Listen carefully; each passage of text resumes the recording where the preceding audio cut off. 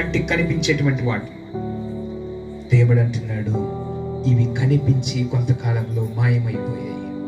60 సంవత్సరాలు వస్తే ఎవరైనా ఉద్యోగం చేస్తారా? గవర్నమెంట్ అంటుంది ఇంటికెళ్ళి. ఆస్తి, అంతస్తు, బిల్డింగ్ ఏవైనా ఉన్నా కూడా అవి మనతో ఉంటాయా? ఏమీ ఉండవు, ఏమీ ఉండవు. మనిషి నాది నాది నాది అంటూ ఆలోచన చేస్తున్నాడు కానీ ఏది తీసుకెళ్ళాం. నా మాటలు ముగించి వేస్తున్నాను, సమయం అయిపోయింది. ఏది తీసుకెళ్ళాం. చాలా మంది అనుకుంటారు, నేను చచ్చిపోతే నా ఇల్లేమైంది, బంగారం చెప్పరు. ఈ మధ్య హైదరాబాద్లో కూడా అడుక్కునేవాడు చచ్చిపోయాడు, పేపర్లు వేశారు. వాడి దగ్గర 1,45,000 ఉన్నాయంట క్యాష్. డబ్బులు ఇన్ని ఉండగా ఎందుకు చచ్చిపోయాడని వాడి యొక్క బాడీని పోస్ట్ మార్టం చేస్తే షాకింగ్ నిజం తెలిసింది.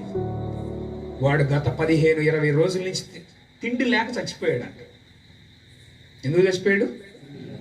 అరే డబ్బులు ఉన్నాయిగా,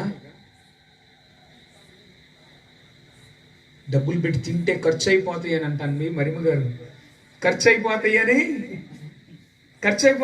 వాడు తింటలేదంట. 15-20 రోజుల నుంచి భోజనం తింటలేదంట వాడు.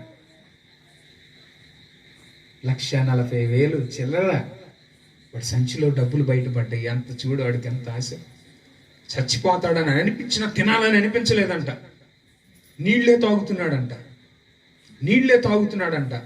ఏమన్నా కాస్త ఏదన్నా కొనుక్కుందామంటే మళ్ళీ తగ్గుతాయేమో. దేనికి మరి? ఎందుకు మనిషి ప్రయాస? ఎందుకు? ఏమి సంపాదిస్తున్నాడు? దేనికి?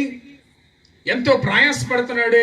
అసలు దేవుడు లేదు, ఒక భయం లేదు, ఒక భక్తి లేదు. ఎందుకు సంపాదిస్తున్నాడు? ఎక్కడికి వెళుతున్నాడు?